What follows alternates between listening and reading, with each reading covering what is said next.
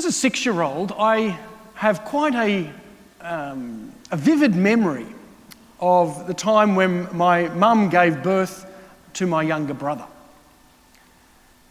As happened at those times, and probably even happens at these days, at least in most families, mums often go to hospitals to have the birth of a child. And as a young child, not having mum at home for a day or two was an unusual occurrence. I remember the day after my mum had given birth, my dad took myself and a number of the other siblings to the hospital to go and visit my mum and the newborn baby. And I remember coming into the hospital room to see the newborn baby. And I was only 6 at the time, so I wasn't really allowed to touch. But I could see, I could look. I could see my mum, but I could also see this newborn baby. And it brought joy to my mum and to my dad, but it brought joy to me as well. I had a younger brother. The wise men come to Bethlehem. They come into the place where Mary and Joseph is, and we're told they see. They see the mother and the baby. They look, and they look with faith. They look with love. They look with homage and worship, as we're told. When somebody sees a newborn child, it often brings joy the first time you see the child. I'm sure that's been the case for many of us around the church. When you see, as a mother or as a father or as an uncle or an aunt or a sibling, to see that child for the very first time is a great joy. And that joy should extend to us when we look towards Jesus. Looking out at you this morning, those who are here in the church, our new rules here in New South Wales have required us all to be putting masks on, except for those on this side of the camera when we're already 5 metres away from you.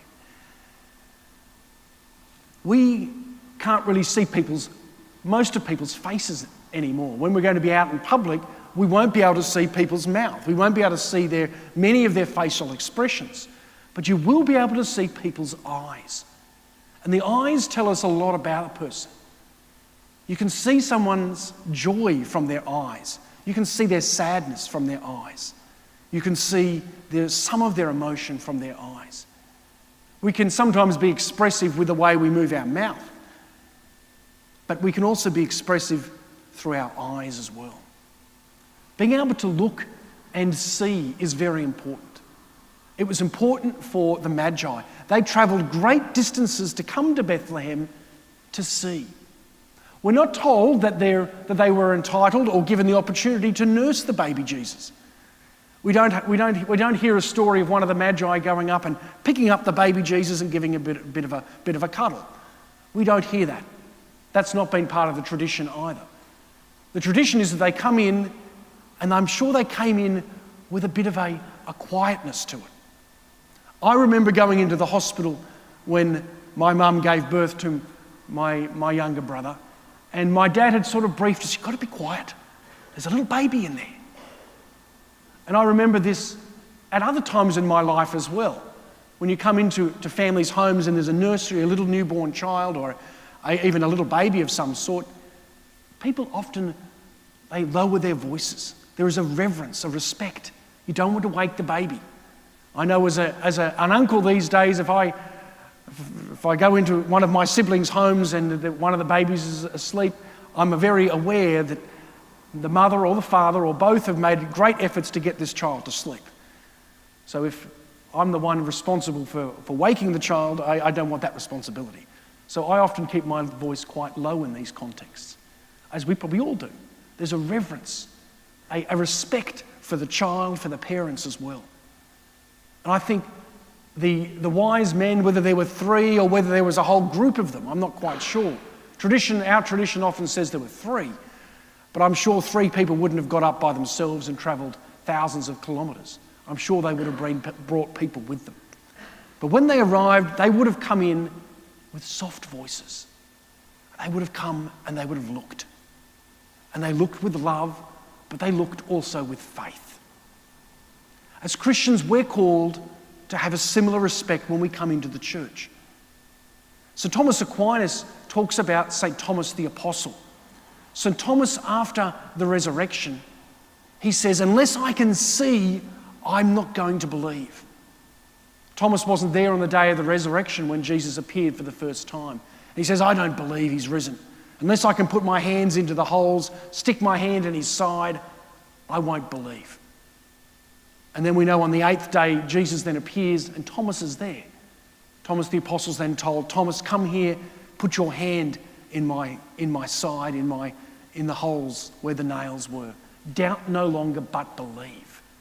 He was asked to see and to believe.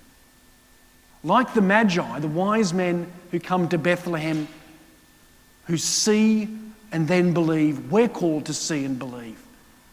St. Thomas Aquinas says that when the priest holds up the host, he says we should make the prayer of St. Thomas the Apostle.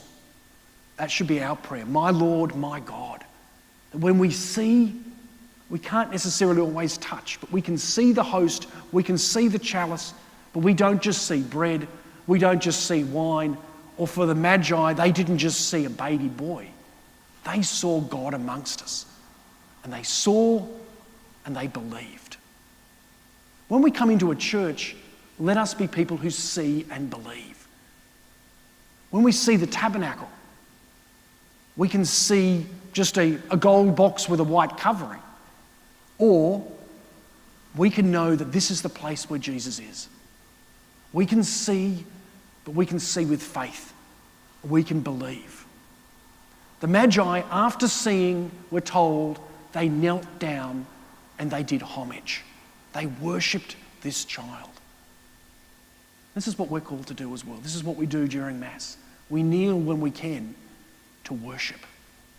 We see and we believe. Let us be with the wise men who come to Bethlehem with reverence, with respect for this little baby boy and his mother. Let us see with love, let us see with joy, but let us see and believe.